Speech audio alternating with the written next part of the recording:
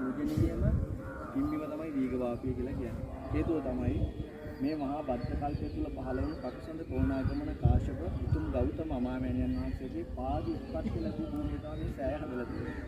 ඒ විතරක් නෙමෙයි මේ ලෝකයේ භාග්‍යවතුන් වහන්සේලාගේ උතුම් නක ධාතුන් වහන්සේ කියලා කියන නිය ධාතුන් වහන්සේ තම්පත් වෙන එකම සෑය දීඝවාපිය. හැබැයි ඒක සම්බුද්ධ පරිනිර්වාණයේදී නෙමෙයි බුදු පියාණන් වහන්සේලා ජීවමාන වැඩ ඉන්නකොට තමයි දීඝවාපියදී ලබා දෙන්නේ. ඉතින් අපි ගොඩාක් පින්වන්තයි මේ ලංකාවේ ඉපදීම. එවැනි උතුම් ස්ථානයක්. ඒ බුදු පියාණන් වහන්සේගේ සම්බුද්ධ පරිනිර්වාණයේදී ඒ නිය ධාතුන් වහන්සේලා ඉතුරු වෙන්නේ දෙවිලා යනවා. ඉතුරු වෙන්නේ ජීවමානව ලබා දෙන නක ධාතුන් වහන්සේ පමණයි. ඉතින් ඒ නිසා ඔබ ගොඩාක් පින්වන්තයි.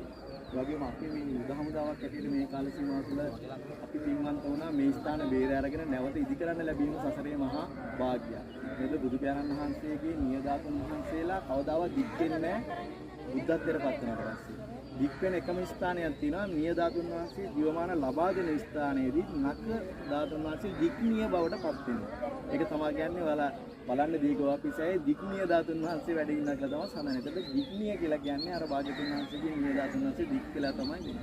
ඒ විතරක් නෙමෙයි කිසිම මොහොතක කිසිම හේතුවක් මත ධාතුන් වහන්සේ කෙල වෙන්නේවත් නැල්ලු.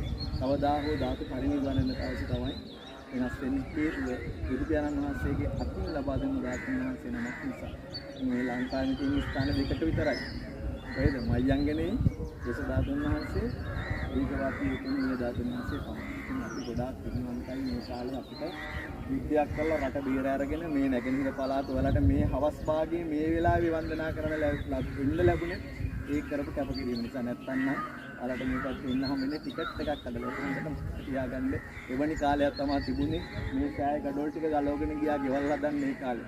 වටපිටාව ඩෝසර් කරලා ඉඩම් ටික අල්ලගත්ත කාලයක් තිබුණා. දීඝවාපියට එන්න බැරි කාලයක් තිබුණා. ඉතින් මේ ඔක්කොම අපි නිමා කරා. නිමා කළා හරියට මේ ස්ථාන ටික බේර අරගෙන විශේෂයෙන්ම මුහුදු මහ විහාරේ, ඒ වගේම නීලගිරිය, ඒ වගේම කුඩුම්මිගල වැනි සින්දස්ථාන ටික බේරගෙන නැවත ප්‍රතිසස් කරන කටයුතු ආරම්භ කරලා තියෙනවා. සද්ධාතිස්ස මහා නිරුද්ධ බුද්ධ වර්ෂ 400 දී තමයි මේ දාගම නිර්මාණය කරන්නේ. අඩි 277ක් අඩි 70ක් මේ දාගම සම්පූර්ණයෙන්ම ප්‍රතිසස් කරන කල්ලා අවසන්. අඩි 268ක් උසට යෝධ මහා දාගම නිර්මාණය වෙනවා. එදා සද්ධාතිස්ස මහා නිරුද්ධ මේ යෝධ මහා දාගම එදා නිර්මාණය කරුවා.